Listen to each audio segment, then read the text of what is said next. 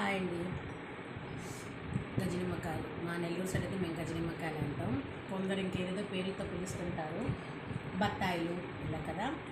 So దీన్ని అందరు మామూలుగా ఒక్కొక్కసారి పుల్లగా ఉంటాయి, తినలేము, ఒలుచుకొని తినాలంటే చాలా కష్టంగా ఉంటుంది. సో చాలామంది అవాయిడ్ చేస్తారు, ఓన్లీ జ్యూస్ మాత్రమే ప్రిఫర్ చేస్తారు. మేము మాత్రం బస్తాలు తినేస్తాము. ఎలా తింటామన్నది కూడా చెప్తాను చూడండి. ఇదిగోండి, ఇలా 4 పీసెస్గా కట్ చేసుకుంటాము. లేదా ఇలా మనం తినలేమనంటే ఇంకో పీస్ కూడా కట్ చేసుకోవచ్చు. దీన్ని కట్ చేసుకొని దీన్ని అయితే చూడండి ఎలా తింటాను.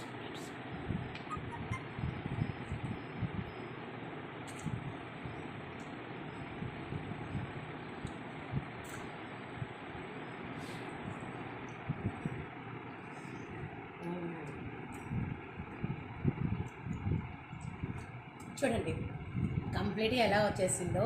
మన చేతులు పాడవు, కష్టం ఉండదు, ఈజీగా. నేను ఒక ట్రిప్ కూర్చుంటే మినిమం 20 కాయలు తినేస్తాను. నేను మా మమ్మీ కూర్చుంటే బాగా స్వీట్గా ఉంటే ఒక 40-50 కాయలు తినేస్తాను ఈజీగా. కొంచెం పుల్లగా అలా ఇలాగా అనిపిస్తే 10-20 కోసుకొని తినేసి పక్కన పడేస్తాం. ఇది ఇలా తినండి, మీకు కూడా బాగా తినాలనిపిస్తుంది. తిని ట్రై చేసి నాకు కామెంట్ చేయండి ఎలా ఉందో కూడా.